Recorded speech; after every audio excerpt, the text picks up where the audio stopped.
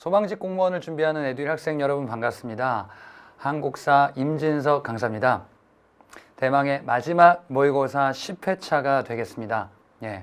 10회차도 하셨던 대로 20문제를 풀면서 우리의 꿈에 한 걸음 더 나아가는 시간으로 만들도록 하겠습니다. 1번부터 보도록 하죠.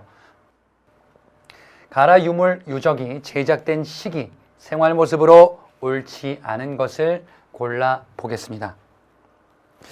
자, 지금 사진 자료들이 쭉 있는데, 가가 잘 안 보이죠?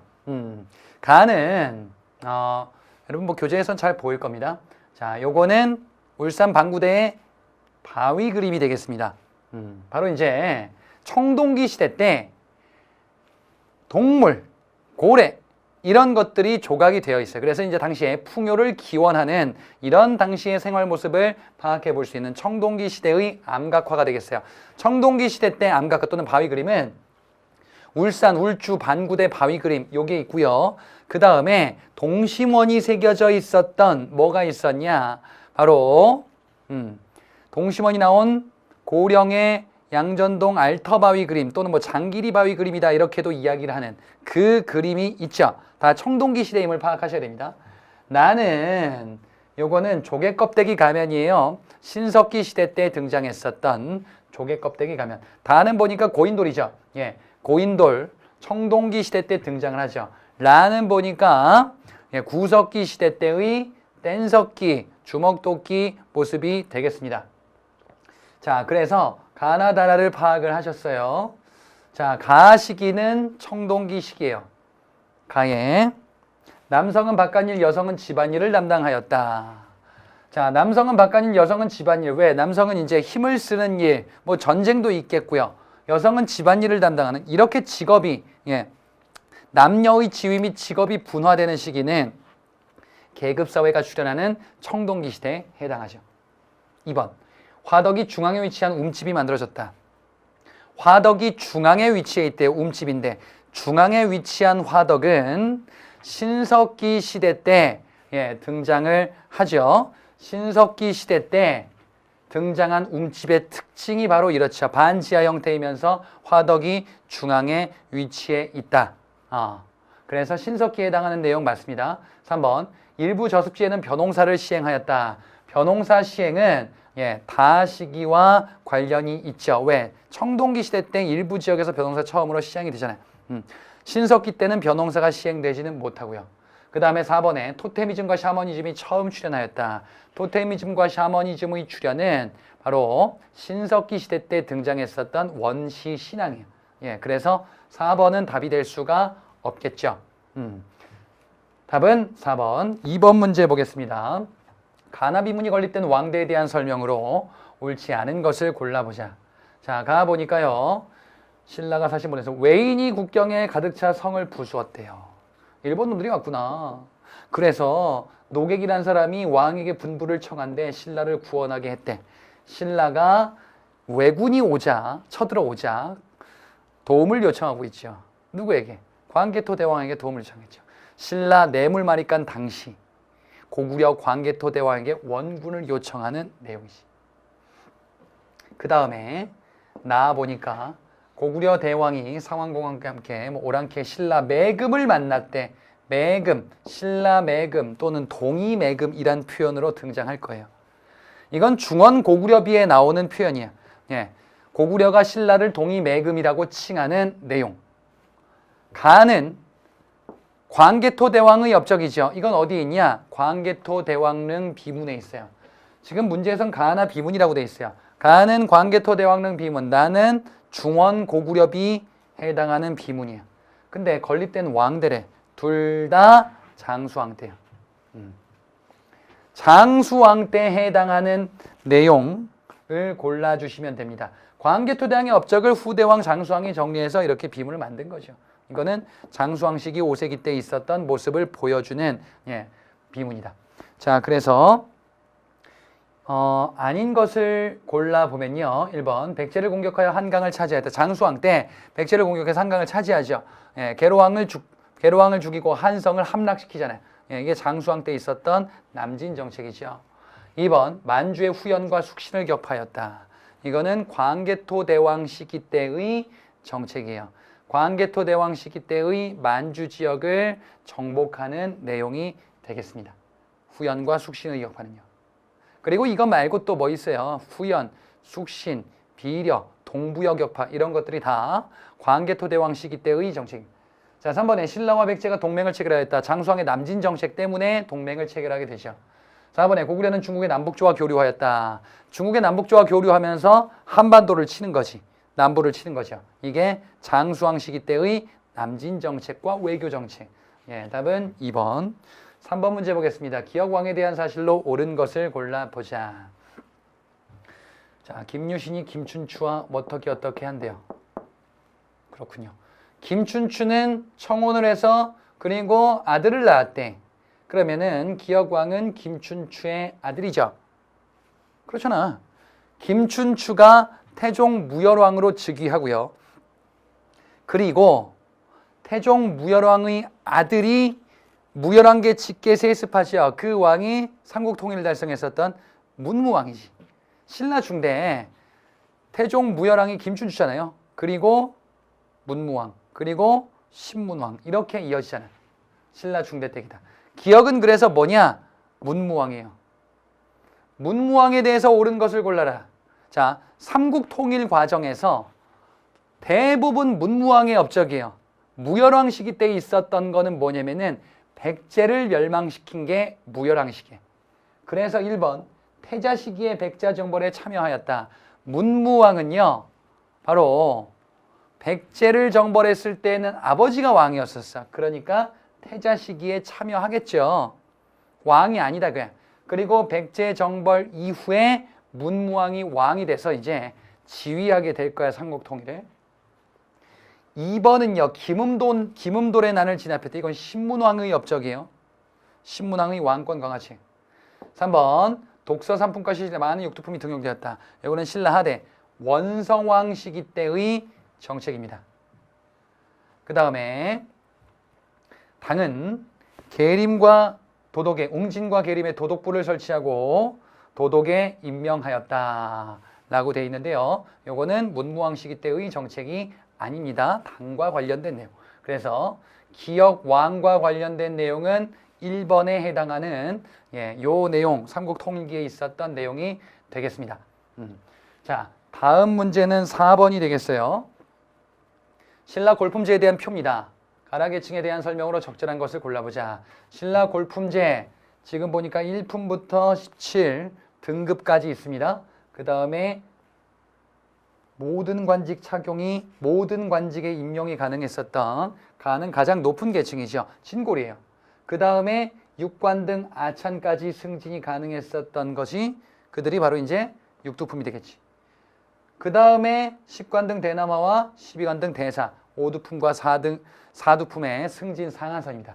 아, 얘네들은 승진 상한선이 있구나. 위로 올라갈 수가 없구나. 이게 바로 진골과 두품.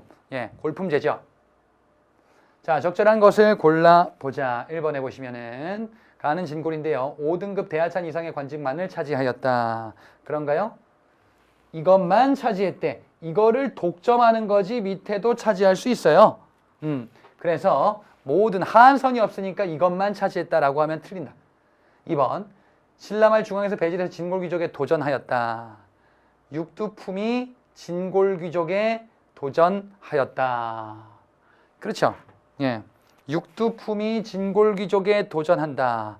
호족과 결탁하면서 그렇게 내용으로 파악해 볼 수가 있겠죠. 신라 말대 상황이니까요. 3번 사중아찬까지의 중위제를 적용 운영하였다라고 되어 있는데요. 사중아찬 이거는 중위제 얘기하는 건데요. 예, 보기 속에 답이 있죠. 사중아찬 아찬 얘기예요. 예, 그래서 적용받은 계층은 다의 5두품이 아니라 나의 6두품이에요. 중위제는 뭔데? 승진의 한계를 넘지 않고서도 승진할 수 있는 제도죠. 요거를 쪼갠 거야, 그러니까. 그죠? 그러면은 요거는 5두품에게는 적용이 안 될 겁니다. 4번에 최치원, 최승우, 최원희가 해당 신분 출신에 해당한다. 다 6두품이잖아요. 최치원 아니잖아요. 최승우와 최원희는 신라 말 때 견훤과 왕건에게 협조했었던 육두품들이에요. 예. 자, 육두품들이 되죠. 최치원은 유명한 육두품. 그래서 육두품을 골라라 나겠죠. 골품제의 표를 읽을 줄 알면 됩니다. 5번 문제 보겠습니다. 고려시대 문화에 대한 설명 중 옳지 않은 겁니다. 1번. 고려 후기 일반 대중 사이에서 소교가 유행하였다. 소교는 고려 후기에 민중가요예요. 피지배층에 또는 장가라고도 합니다. 맞습니다. 2번에 경천사지 10층 석탑은 조선의 원각사지 10층 석탑에 영향을 주었다. 맞아요. 예. 이게 기억이 안 나시면, 모습이 기억이 안 나시면 반드시 찾아보세요. 원나라 양식에 영향을 받은 대표적인 석탑이에요. 3번, 상감청자는 12세기 중엽부터 강화도로 천도한 13세기 중엽까지 주류를 이루었다. 상감청자는 무신집권기부터 원간섭기 그 전쯤까지 유행을 해요. 무신집권기가 언제냐면은 1170년 12세기 중후반이거든요. 그래서 대략 맞겠다라고 보시면 돼요. 4번, 공포가 기둥 사이에도 짜여있는 양식 중 가장 오래된 건물은 안동 봉정사의 극락전이다. 뭔 소리예요? 자, 건축물 양식으로서 이렇게 있지. 뭐가요? 주심포식 건축물 양식과 다포식 건축물 양식. 이게 고려 시기 때 봤었던 목조 건축물 양식이에요. 주심포식 건축물에서 세 개를 외우셔야 될 거예요, 아마. 아마가 아니라 외워야 됩니다. 안동 봉정사에 극락전 건축물이 있어요. 예산 수덕사에 대웅전 건축물이 있어요. 그 다음에 영주 부석사에 무량수전 건축물이 있어요. 그 다음에 다포 양식은 사리원의 성불사 응진전 건축물이 있습니다.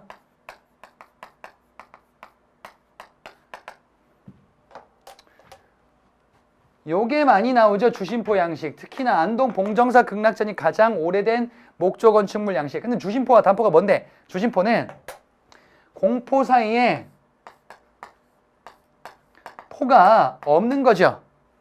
다포는 공포 사이에 포가 있는 거죠. 여러 개가 있는 거지. 그래서 다포죠. 예. 공포와 기둥 사이에 짜이는 가장 오래. 공포가 기둥 사이에도 끼어있대. 기둥 사이에도 껴있으면 공포가 여러 개죠. 근데 주심포는 공포가 기둥 사이에 껴있지 않죠. 그래서 이건 뭐다? 타포 양식을 설명하고 있는데 봉정사 극락전. 그래서 틀렸지. 예. 답은 그래서 4번이 되겠습니다. 자, 6번 문제로 넘어가서요. 다음 불상이 건립된 시기에 대한 설명으로 옳지 않은 것을 골라보겠습니다. 자, 고려시대 불상들입니다. 고려 초기의 불상들이에요, 다. 요거는 춘궁리의 철불이고요. 요거는 논산 관촉사 석조밀포사 입상이야. 이것도 많이 보셨을 거야. 여기까지 오면서.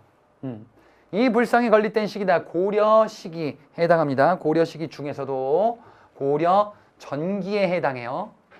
자, 보시면 1번 해당 시기에는 지역적 특색이 반영된 불상이 건립되었다. 지역적 특색이 반영된 불상이다. 그래서 개성있고 파격적인 불상이 나오는 거야. 그 다음에 2번에 권문세족이 중앙 권력을 장악하였다. 권문세족이 중앙 권력을 장악했다. 이거는 고려 원간섭기거든요. 이건 고려 후기 뒷부분이에요. 2번은 시기가 맞지 않다. 3번 지방 세력이나 일반 백성들을 중심으로 한 신앙 공동체 불상 건립에 참여하였다. 이게 뭐냐면은 향도 얘기거든요. 향도는 삼국시대 고대부터 존재했다고 알려져 있는데 고려시대 때 얘기가 많이 나오거든. 고려 초까지는요 주로 불교 신앙 조직이었는데 후반기로 가면은 불교 색채가 약화되고 일반 노동 조직화 될 거야. 그래서 향도의 활동, 향도는 불교 신앙 조직이니까 불상 건립에 참여하겠지. 4번 과거제시 시대고 12목 설치에서 지방관 파견하는 각종 제도가 마련됐다. 과거제시 시 광종 때, 12목 설치 성종 때 다 고려 전기죠. 그래서 이게 고려 전기다라는 사실을 파악하고 가시는 문제입니다. 7번 문제 보겠습니다. 밑줄 친 적들, 침입했었던 당시 고려의 대응으로 옳은 것을 골라보자. 성이 함락됐습니다. 양규가 어쩌고 저쩌고 양규가 나왔습니다. 그래서 적들을 급습했어요. 양규가 활약했었던 그 전투를 얘기하고 있구나. 양규는 어디서 나오냐면은 거란의 2차 침입 당시에 활약했었던 사람으로 등장을 하죠. 거란의 2차 침입. 그러면 여기는 적들이 뭐겠어요? 거란이에요. 거란군이 침입했던 당시의 고려의 대응이다. 1번 특수부대인 광군을 조직하였다. 거란 침입과 관련이 있나요? 당시 고려의 대응은 아니지. 자, 특수부대인 광군은요, 거란 침입에 대응하기 위해서 만든 군대는 건 맞아요. 특수부대로 여러분이 많이 보셨던 거는 여진 정벌하기 위한 별무반, 대몽항쟁 때 활약했던 삼별초, 이걸 봤지. 그 앞에 고려 초기에 거란 침입에 대비하기 위해서 광군을 만들 거거든요.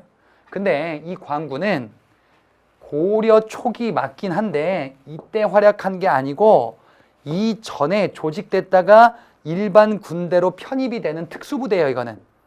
이거는 고려 초기 광종도 전이죠. 정종이라는 왕 때 태조 바로 다음인데 그때 있었던 거다. 그래서 이 시기 때는 현종 때죠. 거란의 2차 침입은 현종이잖아.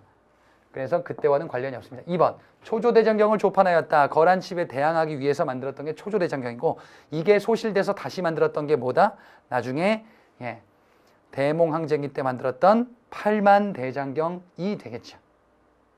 3번 강동성에서 김치려 군사 이끌고 활약했다. 강동성 전투거든요. 강동성 전투는 거란을 격퇴하는데 이때는 몽골과 연합해서 했었던 거죠. 요거는 대몽항쟁 직전에 있었던 몽골 침입 전에 있었던 몽골과의 연합전투, 강동성 전투를 의미해요. 4번 신기군, 신보군, 항마군을 편성하고 동북구성을 축조해야 이거는 여진 정벌부대인 별무반을 의미하죠. 답은 그래서 2번입니다. 에듀윌 유료 회원만의 남다른 서비스.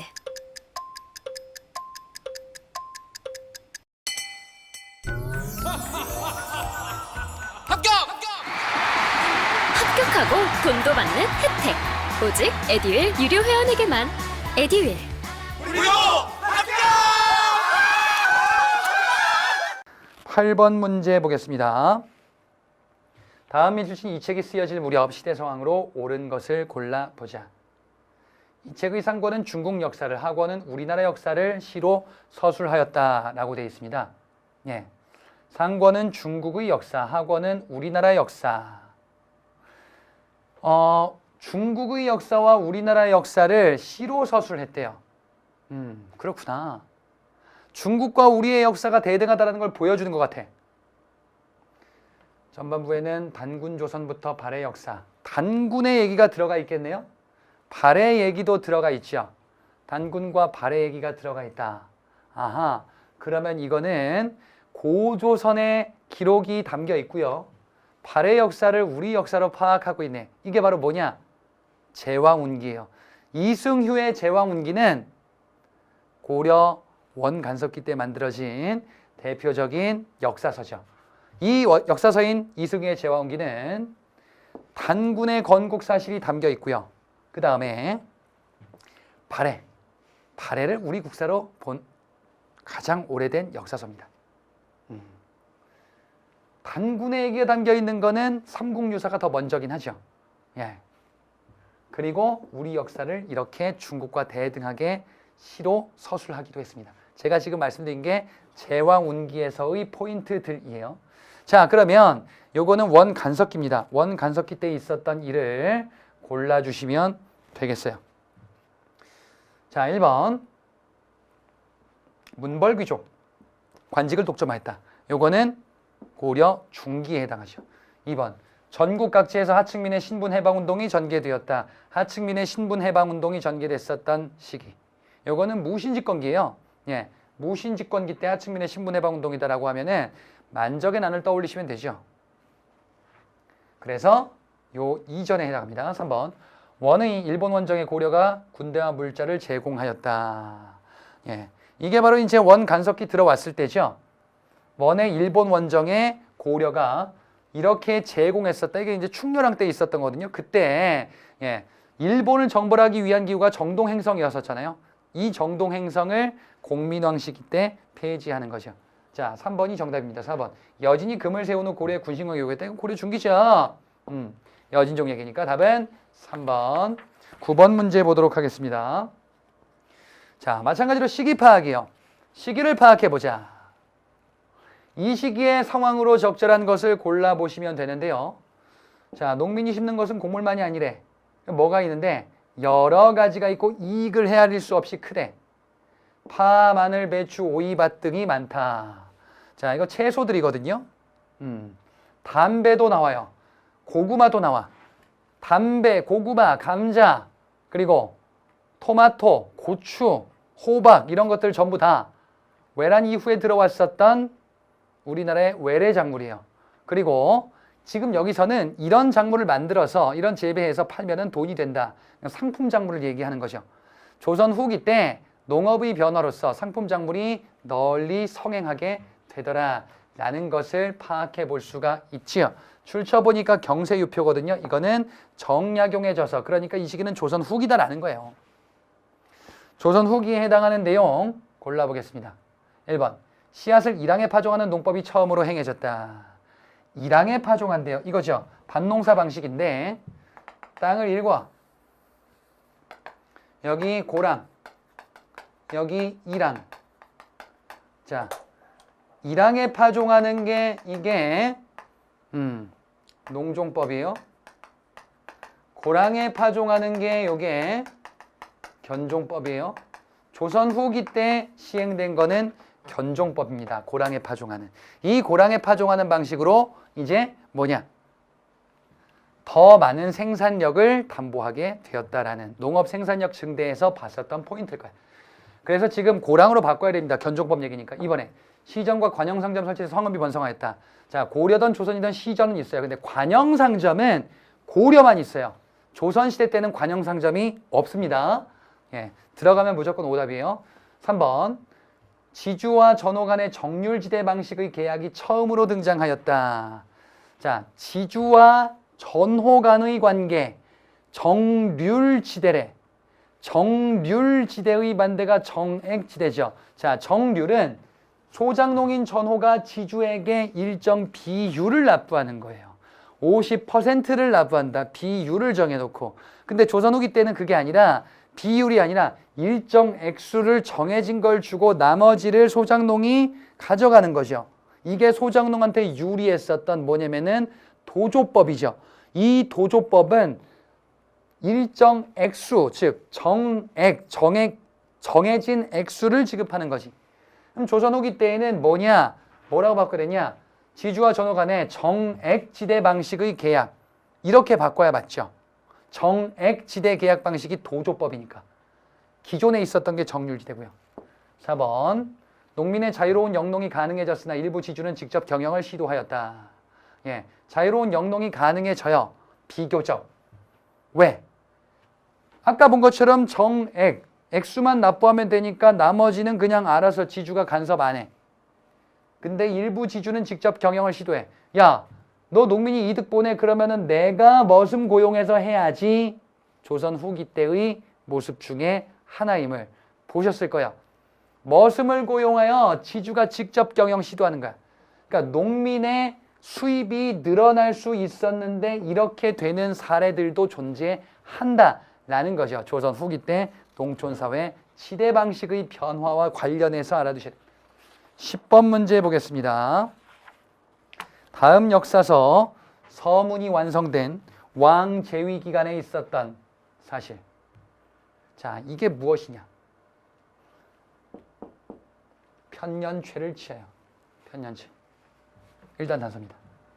그 다음에 삼국기라 칭하였고 신라기라 하고 고려기라 했으며 사만이상은 외기라 했다. 이 저서는 지금 보니까 사만이상 처음부터 고려까지 쓴 것 같아. 통사인데 편년체예요. 그리고 삼국기, 신라기, 고려기 그리고 4만 이상은 외기라 칭한대. 4만 이상에는 고조선이 포함되어 있을 거예요. 거기는 자료가 많지 않기 때문에 그냥 외기로 퉁쳤다 그 얘기거든요. 어찌됐건 고조선이 존재는 한다. 자, 요거는 조선 초기에 편찬된 동국통감에서 나누는 방식이에요. 고조선부터 삼국 이전까지는 그냥 외기라고 칭하고 그 다음에 삼국기, 그 다음에 신라통일 이후에 신라기, 그 다음에 고려기 이렇게 칭해요. 이게 바로 그래서 뭐다? 동국통감입니다. 동국통감. 동국통감은 편년체 통사로서 단군의 고조선 건국 사실을 실을 건데 외기라는 편에 실을 거예요. 자, 그러면 동국통감이 만들어진 시기 언제냐? 바로 조선 초기예요. 15세기예요. 어느 왕이냐? 성종이에요. 성종 때 문화에서 여러분이 많이 봤었던 저서가 동국통감, 동국여지승남 이런 것들 보셨을 거야. 그러면 성종 때 있었던 일을 골라라라는 문제입니다. 1번 왕의 모범 사례를 모은 국조보감을 완성하였다. 자, 국조보감의 편찬은 조선 초 세조 시기 때 처음으로 편찬하기 시작할 거예요. 2번은요. 우리나라 약재에 대한 정보를 모은 향약집성방이 처음 가능되었다. 향약집성방. 요거는 세종 때 만들어진 의학서입니다. 성종 때는 향약집성방이 아니죠.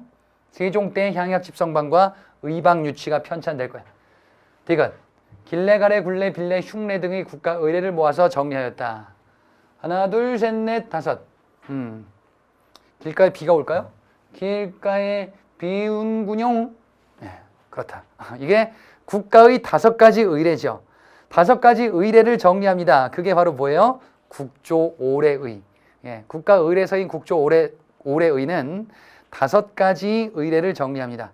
국가의 의례서. 성종 때 편찬된 의례서. 그 다음에 리을. 국가의 토지 지배력을 강화할 목적으로 관수관급제를 시행하였다. 관수관급제는 세조 때 시행된 직전법의 운영 방식을 바꾼 거죠.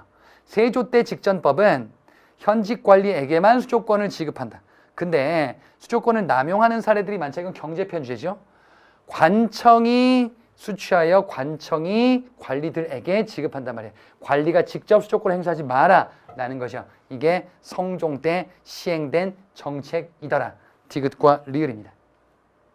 11번 문제 보겠습니다. 밑주신 제도에 대한 설명으로 옳은 것을 골라보자. 자, 육조의 장관인 판서가 의정부를 거치지 않고 직접 왕에게 보고한다. 의정부를 거치지 않대요. 그럼 의정부가 권한이 약화됐지. 의정부 권한이 약화됐다. 그러면 뭐예요? 육조가 왕에게 직접 육조 직계제예요. 육조 직계제에 대해서 옳은 것을 고르면 돼요. 자, 육조 직계제는 조선 초기에 태종과 세조 시기에 행해졌었던 제도죠. 1번 태종의 사관원 독립기관화와 같은 맥락이다. 뭔 소리야? 뭘 강화하겠다 이거야. 이걸 통해서 왕권을 강화시키겠다라는 것이. 태종의 사관원 독립기관화 역시 왕권 강화 측면으로 당시에는 활용이 됩니다. 2번 세종은 아니죠. 세종 때에는 의정부 서사제니까 답이 될 수 없죠. 세종은 의정부 서사제. 3번 정도전은 이를 통해 재상 중심의 정치. 정도전은 조선 태조 이성계 때죠. 그때는 의정부가 없어요.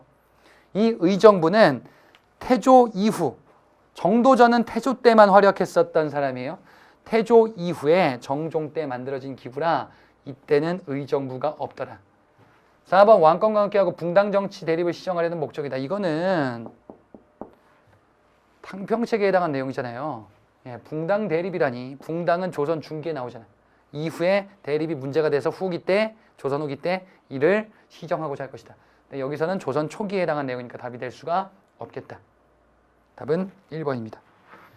자, 12번 문제 보겠습니다. 의병에 대한 설명 중 옳은 것을 보기에서 골라볼게요. 의병 얘기다. 새 내각은 단발령 철폐와 의병의 해상을 권고하는 조치를 냈으며 이렇게 했대. 단발령 철폐와 관련이 있네요. 단발령 철폐 때문에 단발령 때문에 일어났을 때 의병, 그래서 이를 진압시키고자 이를 잠잠하게 하고자 단발령을 철폐한 거예요. 그래서 가는 지금 단발령 시행과 을미사변 발발 때문에 일어났었던 을미의병에 해당합니다. 1895년 을미년에 일어났었던 을미의병이에요. 나의 군대 해산 조치가 내려진 서울 당일 시위대 대대장 박승환이 자결했다는 소식. 군대 해산된 군인들이 의병에 가담하게 되죠. 1907년 정미년에 본격적으로 일어났었던 정미의병이요. 정미의병 때에는 해산된 군인들이 합류했다. 다해 장지연 신문사설 통해서 어쩌고 저쩌고. 이게 바로 뭔데? 황성신문에 게재했었던 시일야 방성대곡이 되겠습니다. 시일야 방성대곡은 을사조약 체결에 대해서 글로 저항하는 것이 을사의병이에요. 자, 그래서 보기를 한번 살펴보도록 하자. 자, 기억에 가다나순으로 의병운동이 전개되었다. 이게 을미의병이 제일 처음 1895년. 그리고 을사의병이 1905년 두 번째. 그 다음에 나의 1907년 정미의병이 그 다음 가다나 맞습니다. 니은에 나 서울 진공작전을 시도했으나 실패하였다. 해산된 군인들 이후 정미의병 당시 그 이후에 서울 진공작전을 감행하고자 할 겁니다. 하지만 실패로 끝나죠. 총대장 이인영의 부친상 때문에 실패로 끝나게 된 모습을 공부하셨을 겁니다. 디귿. 을사의병인데요. 홍주성의 민종식과 순창의 최익현이 봉기하였다. 민종식, 최익현, 그리고 신돌석 이런 의병장들이 등장하는 시기가 바로 을사의병 시기죠. 리을 다 나시기에 비해서 전투력이 한층 강화되었다. 자, 전투력이 강화된 거는 당연히 해산된 군인들이 합류한, 군사교육 받은 자들이 합류한 나시기죠. 다보다 나시기가 군사력이 더 강화될 거예요. 그래서 답은 기억, 니은, 디귿입니다. 다음 문제 보겠습니다. 13번 문제예요. 다음 창간사를 발표한 신문이 창간될 당시 상황에 대한 설명으로 적절한 것을 골라보자. 예, 이 신문이 무엇인가 보니까 편벽되지 아니한 고로 무슨 당에도 상관이 없고 상하귀천을 달리 대접하지 아니한대. 예, 그래서 평등을 강조한다라는 것을 의미하는 거예요. 조선만을 위해서 공평히 인민에게 말한대. 그렇구나. 신문을 지금 창간하고 있어요. 한쪽에는 맨 끝에 보니까 여기에 영문으로 기록한다라고 되어 있습니다. 영문으로 조금 기록한다. 영문으로도 가능했었던 신문은 두 가지를 알아두시면 되거든요. 일단 뭐냐? 독립신문이에요. 서재필이 창간했었던 이 독립신문 영문판으로도 가능하게 될 겁니다. 그 다음에 서재필이 창간한 독립신문 말고 또 있었던 게 뭐냐면은 바로 이제 대한매일신보가 있죠. 영국인 베델의 대한매일신보가 있습니다. 근데 대한매일신보 때에는 대한제국이에요. 이때는 지금 뭐예요? 조선 얘기하고 있잖아. 그치? 대한제국 독립신문이 창간됐을 때는 대한제국이 출범하기 전이에요. 예. 그래서 지금 만약에 신문 내는데 우리 대한민국의 신문입니다 이렇게 얘기 안 하고 우리 고조선의 신문입니다 그러면은 좀 이상하잖아요. 예. 그러니까 요거는 뭐다 이거야? 독립신문이다라는 거예요. 독립신문에 해당하는 내용을 골라주시면 되겠습니다. 당시의 모습이죠. 자, 1번에 황제권을 강화한 대한국 국제가 반포되었다. 시기는 이렇게 되는 거지. 뭐가요? 독립신문이 창간되고요. 그 다음에 독립협회가 만들어지고요. 그리고 대한제국이 출범할 거예요. 그리고 독립협회가 해산될 거예요. 그리고 대한국 국제가 반포될 거예요. 이게 순서예요. 지금 문제에서는 독립협회 창간되는 시기인데 대한국 국제 얘기라고 있잖아요. 그럼 미래 얘기라고 있잖아. 그럼 답이 될 수 없죠. 2번 영국과 일본 사이에서 1차 영일동맹이 체결되었다. 요거는 러일 전쟁 발발 이전이에요. 1900년대입니다. 그래서 그 이후입니다. 3번 고종은 해이가에서 열린 만국평화의 특사를 파견했다. 이것도 예, 이건 러일 전쟁 발발 끝난 이후죠. 이게 뭔데 헤이그 특사 파견했다 실패했었던 예, 그 얘기니까 한참 뒤입니다. 요건 지금 1896년 90년대 중반이고요. 요건 1900년대 가서요. 4번 김홍집 내각이 무너지고 이범진 이완용 내각이 새로 출범하였다. 요 앞에 무슨 일이 있냐면은 요 앞에 아관 파천이 있어요. 러시아 공사관으로 고종이 피신하죠. 그래서 김홍집 내각 무너지고 이때 친러 내각인 이완용 내각이 들어서는 거야. 독립신문이 창간했을 때 아관 파천 시기다 그 얘기예요. 4번은. 답은 그래서 4번입니다. 14번 문제 보겠습니다. 다음 법령이 시행되는 시기에 발생할 사실로 옳은 것을 골라보자. 이렇게 되어 있습니다. 자, 조선인의 교육은 본령에 따른데요. 교육은 어쩌고 저쩌고 보통 교육에 대해서 이야기를 하고 있습니다. 근데 맨 끝에 보니까 수업 연한이 4년이라고 돼 있어요. 일제의 교육령에 대해서 구분을 하셔야 되는데 1차 교육령부터 2차, 3차, 4차가 있어요. 1, 2, 3차를 구분하셔야 됩니다. 1차 교육령은 식민통치 시기, 무단통치 시기가 관련 있어요. 이때는 일본인 학자와 조선인 학자의 차별이 있어요. 그게 뭐냐? 일본인 6년, 초등교육 기준 6년, 우리는 4년. 그 초등교육 학교를 보통학교라고 했었죠. 4년. 이것을 완화시키고 일본인과 동일한 학제로 이제 그 제도적 차별을 없애준 게 문화통치 시기 1920년대예요. 6년. 이렇게 가는 거지. 자, 그러면 이 시기는 언제냐? 1910년대 그 시기가 되겠습니다.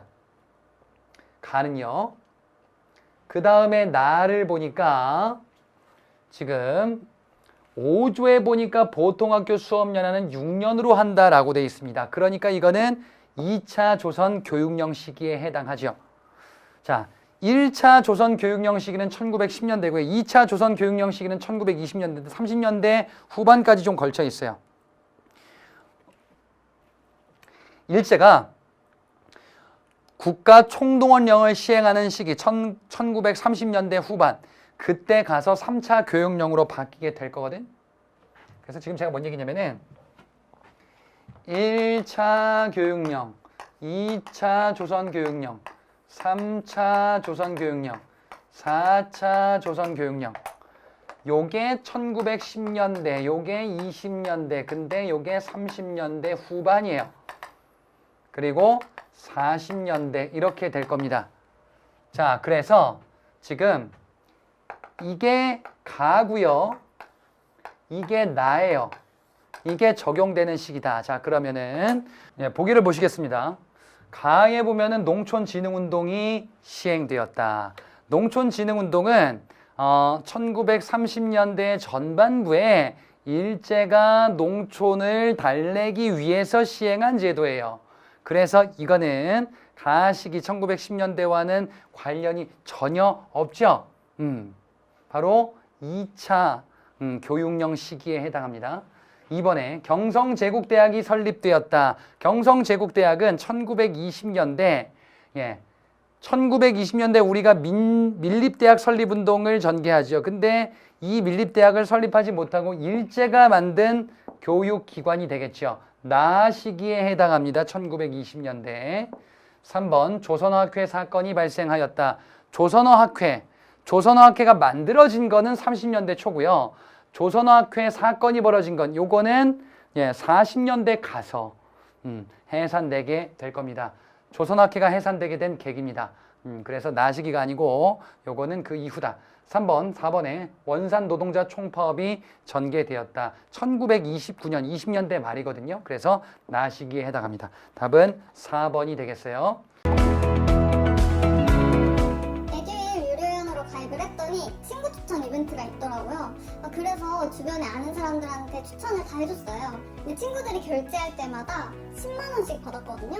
그래서 한 지금까지 받은 게 200만 원 가까이 되는 것 같아요. 자, 15번 문제 가보겠습니다. 다음 법령이 시행되는 시기 독립운동. 이게 무엇이냐? 3개월 이하의 징역 또는 구류에 따라 태형에 처할 수 있다. 태형령이네. 조선인에 한하여 적용한다 라고 되어 있어요. 조선인에 한하여 적용하는 태형령. 태형령에 대해서 1910년대 있었던 모습으로 보시면 되겠죠. 1910년대 있었던 독립운동, 태형령, 즉결처분권 이런 것들이 시행되던 무단통치 시기 때의 모습이죠. 자, 1번에 보니까요. 중국 관내 최초의 군사조직이 우한에서 출범하였다. 자, 지금 요거는 뭐예요? 1930년대 후반에 조선의용대에 해당하는 내용이 되겠습니다. 조선의용대입니다. 2번, 국외의 지위와 수만의 회원을 확보한 최대 독립운동, 민족운동단체가 창립하였다. 이렇게 수많은 회원을 거느릴 수 있는 시기는 10년대는 아니겠죠. 1910년대는 결사의 자유가 보장되어 있지 않아요. 2번은 1920년대 후반의 신간에 해당하는 내용입니다. 3번, 언론기관과 조선어학회가 한글보호를 통해 문맹퇴치운동을 펼쳤다. 조선어학회가 만들어진 게 아까도 봤는데 30년대 초예요. 30년대 이런 활동을 전개하고 40년대로 넘어가서 해산되는 거예요. 4번, 의병계열과 애국계몽동단체 통합해서 대구에서 비밀결사 조직. 자, 이게 바로 뭐냐면은 대구에서 조직된 1910년대 바로 뭐라고 볼 수 있냐? 대한광복회의 모습이죠. 1910년대 무슨 조직들이 있었냐면요. 독립의군부와 대한광복회라는 조직이 국내에서 비밀리에 활동했었지. 그 단체 얘기하는 겁니다. 1910년대를 찾아라. 1번은 30년대 후반, 2번 20년대, 3번 30년대, 4번 10년대. 시기 나누는 문제입니다. 16번 문제 보겠습니다. 다음 사건 계기로 상하이에 조직된 단체에 대한 올바른 설명. 이 사건이 무엇일까? 참혹하되 왜 제암리교회터에서 시체밖에 없었대? 와, 너무한다. 제암리교회에서 우리 교민들이 학살됐구나. 지금 이 사건은 3.1운동 당시에 있었던 제암리 학살 사건이에요. 그러면 문제는 3.1운동을 계기로 상하이에 조직된 단체래. 그 뭐겠어요? 3.1운동을 계기로 대한민국 임시정부가 출범하고 대한민국 임시정부가 상하이에 있잖아요. 상하이에 만들어진 단체 골라보겠습니다. 대한민국 임시정부에게 1번에 민중대회를 개최해 준비하다가 일제 탄압으로 실패하였다. 자, 민중대회 개최래요. 뭘? 민중대회를 열려고 했었는데 못 열었대. 바로 뭐냐면은 광주학생 항일운동은 민중대회로 열려고 했었는데 결국 사전 발각돼서 실패하게 되더라. 신간회의 활동이죠. 2번, 한일관계 사료집을 간행해서 민족의식을 고취시켰다. 대한민국 임시정부에서 나오는 포인트 중에 하나입니다. 이거 말고도 독립신문을 간행했다라는 것도 보셨을 것이고, 미국의 구미위원부, 연통제와 교통국을 뒀다 이런 것들을 많이 보셨죠. 3번, 출범 초기 내부 분열과 대립이 국민대표를 통해서 수습되었다. 자, 분열 대립 때문에 국민대표회를 열었는데 수습되었다가 틀렸지. 수습이 못 돼서 대한민국 임시정부가 20년대 전반부에 깨지기 시작한단 말이지. 3번은 뒤에가 틀렸습니다. 4번, 연통제 교통국을 두고 독립군 활동을 직접 지휘하는데 기여하였다. 자, 독립군 활동을 직접 지휘한대요. 독립군 활동을 직접 지휘해? 일단 독립군 활동을 직접 지휘하기는 조금 어렵고요. 연통제, 왜냐면은 상하이에 있으니까. 연통제와 교통국은 요거는 자금을 받고 정보를 수집하는 이런 기관의 성격을 띠고 있어요. 그래서 4번은 답이 될 수가 없겠다. 17번 문제 보도록 하겠습니다. 자, 지금 길게 돼 있는데요. 대한제국과 일본이 체결한 각 조약의 내용에 대한 설명으로 옳은 것을 골라보자. 국권 피탈 조약들입니다. 가에 보니까 지금 외교 고문 얘기가 있어요. 고문. 외교 고문을 둔다. 고문 정치죠. 그러면 이건 뭐냐면은 고문 정치인 1차 한일회벽. 이 외교 고문은 스티븐스가 파견되겠죠. 이거 말고 재정 고문도 있을 거 아니에요. 메가타.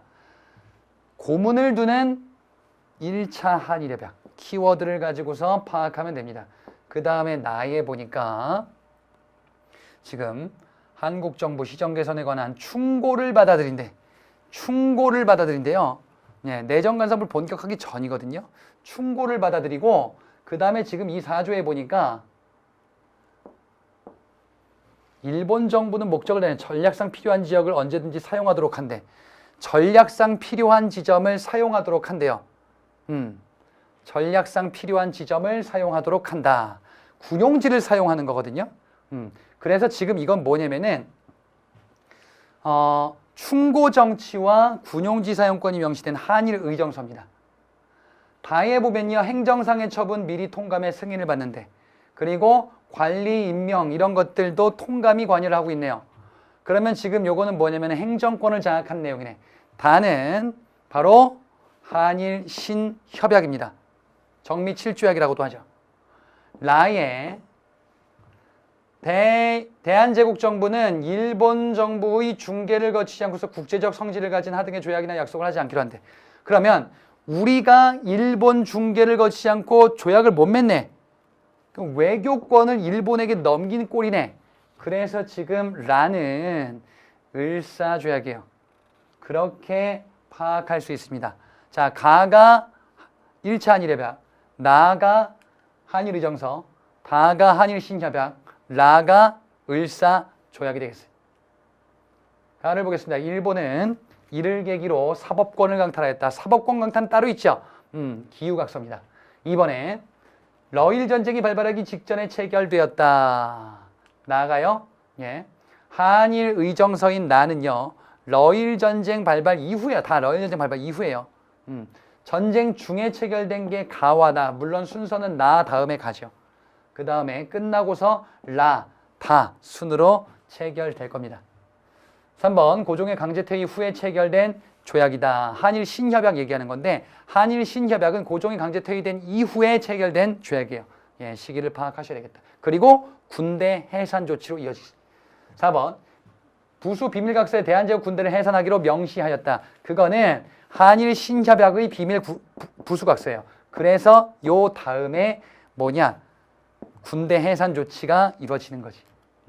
답은 그래서 3번입니다. 18번 보겠습니다. 다음 법령이 반포됐던 당시 상황으로 옳은 것을 골라보자. 자, 본법에서 귀속재산이다 함은 대한민국 정부의 일체 재산을 칭한다. 귀속재산, 농지기억법 말고 다른 것들 처리하나 봐요. 귀속재산은 어쩌고 저쩌고 귀속재산 처리법이에요. 자, 귀속재산 처리법이 반포됐었다. 이거는 언제냐면은 제헌국회 당시에요. 제헌국회가 활동하는 시기는 정부 수립 직전부터 6.25 전쟁 발발 직전까지 1948년부터 1950년 5월달까지거든요. 그때 2년간 활동을 하죠.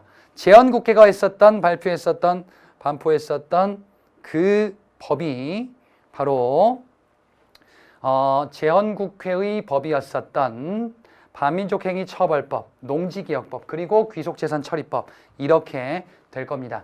귀속재산 처리법, 이 법령이 반포됐던 당시, 귀속재산 처리법이 반포됐던 당시다. 제헌국회 활동 시기 뒷부분쯤이에요. 그렇게 보시면 되는데, 자, 1번에 보시면 친일 세력들이 청산을 시작하였다. 친일 세력의 청산을 하지 못하죠, 일단. 이 시기 때는. 친일 세력의 청산을 시작했으나 실패로 끝난다. 자, 귀속재산 처리법은 반민족행위 처벌법 제정 이후입니다. 반민족행위 처벌법이 제정되고 이후에 농지기억법과 귀속재산 처리법이거든. 그래서 1번은 예, 청산 시작은 그 이전이에요. 그리고 청산을 제대로 하지도 못하죠. 실패하니까. 2번 대통령의 선출 방식이 국회 간선제로 진행되었다. 이거는 무슨 얘기예요? 당시 헌법이 제헌헌법이다라는 거예요. 제헌헌법이다. 국회 간선제. 대통령의 선출 방식이 국회 간선제였었지. 국회 간선제였었던 대통령 선출 방식이 이렇게 바뀌죠. 어떻게? 이건데요. 제헌헌법이 발췌개헌으로 바뀌죠. 이게 내용이 제헌헌법 당시가 대통령 국회 간선제고요. 발췌개헌 바꾼 게 국민 직선제로 바꾼단 말이지. 근데 요 시기가 언제냐면은 6.25 전쟁 중이에요. 요거는 정부 수립 직전에 제정된 거죠. 제헌국회 활동 시기는 요 시기잖아요. 그러니까 발췌개헌 이전. 2번 정답이죠. 3번 해당 법령을 제정한 국회의원의 임기는 4년, 2년이다. 제한국회니까. 4번 조선경비대를 설치해서 좌익 세력을 소탕하였다. 이거는 수업 약간 외적인 내용인데 정부 수립 이전엔 국군의 전신격인 단체예요. 미군정 시기 때 있었던 일입니다. 그래서 요거는 수업 외적으로 그냥 미군정 때 뭐 이런 게 있었나 보다 하고 그냥 넘어가셔도 됩니다. 답은 2번. 19번 문제 나열하는 문제입니다. 시대순으로 당시 정부 수립 그 전후 시기부터 언제까지냐? 6.25 전쟁까지 있죠. 자, 보시면 기역과 리을과 미음은 니은까지요? 아, 그러네. 디귿 빼고 나머지는 전부 다 6.25 전쟁 관련된 내용입니다. 근데 디귿은 뭐야? 여수와 순천에서 남로당 계열 군인들이 반란 일으켰다. 이거는 여수, 순천 19 사건이죠. 자, 정부 수립은 우익 중심이었어요. 우리는. 우익 중심인데 이것에 대해서 반발했었던 게 좌익들이 주도하면서 민간인 학살까지 일어나게 됐었던 바로 4.3 사건이 제주 4.3 사건이 정부 수립 전에 있었어요. 그리고 정부 수립 이후에 이를 진압하고자 이제 여수와 순천에서 군인들이 출동하려고 했는데 반란이 일어났죠. 그게 여수 순천 19 사건이다. 정부 수립 바로 직후쯤이다. 그리고 6.25 전쟁이죠. 자, 디귿이 제일 처음이고요. 6.25 전쟁 관련된 내용 보시면 돼요. 6.25 전쟁 초기에 우리가 일방적으로 밀렸다가 인천 상륙작전으로 수복하고 북진하면서 평양을 점령하죠. 그리고 압록강까지 갔다가 중국군 개입으로 후퇴하죠. 후퇴하는 과정에서 일사후퇴 이런 게 있었지. 뒤에 내용 그냥 참고로만 보셔도 됩니다. 그리고 후퇴하고요. 지금의 휴전선과 유사해지면서 휴전협상이 전개되죠. 체결되기 직전에 이승만이 반공포로를 석방하면서 이를 무산시키려고 했었어요. 당시 대한민국 이승만 정부는 휴전협상에 반대해서 휴전에 참여하지 않았단 말이지. 그래서 이렇게 석방하는 조치를 통해 휴전을 무산시키려고 했구나. 직전이에요. 그리고 요 다음에 휴전협정이 체결되겠죠. 그렇게 나열해 주시면 되겠습니다. 디귿이 제일 처음, 리을, 기역, 미음, 니은 순이 되겠습니다. 20번 문제 보겠습니다. 다음에 헌법이 적용되는 시기에 볼 수 있는 모습을 골라보자. 자, 지금 보니까 대통령 중심제, 대통령제예요. 근데 말이지, 임기가 7년, 좀 기네. 간선제 대통령 선거인단. 그러면 전두환 시기 때의 헌법이에요. 전두환 정부 시기, 전두환이 헌법을 개정하게 되죠. 8차 개헌이에요. 그게 7년간 한 번 해먹는 거예요. 근데 좀 길죠, 임기가. 그리고 대통령 선거인단이다. 박정희 유신헌법 때에는 통일주체 국민회의고 대통령 선거인단은 전두환 8차 개헌 헌법이에요. 그럼 전두환 정부와 관련 있나요? 1번 보시면 금반지를 헌납하기 위해서 줄을 서고 있는 부부다. 금반지를 헌납한대? 수험적으로 접근하세요. 뭐 여기 있을 수 있지 않습니까? 수험적으로. 금반지를 헌납한다는 거는 금을 내놓는 거죠. 이건 금모으기 운동이에요. 금모으기 운동은 김영삼 정부 때 IMF 외환위기가 벌어져서 그 이후에 나왔었던 운동이 되겠습니다. 2번 청바지와 운동화를 착용하고 등교하는 고등학생이다. 이런 학생이 있을 수 있냐? 자, 전두환 정부 시기 때에는 교복 자율화 정책이 유화책으로 시행될 겁니다. 전두환 정부 시기 때 강압책과 유화책이 있죠. 강압책이 삼청교육 때 언론 통폐합 이런 것들이고 유화책이 교복 자율화 3S 정책 일환으로서 프로스포츠 출범 이런 것들이지.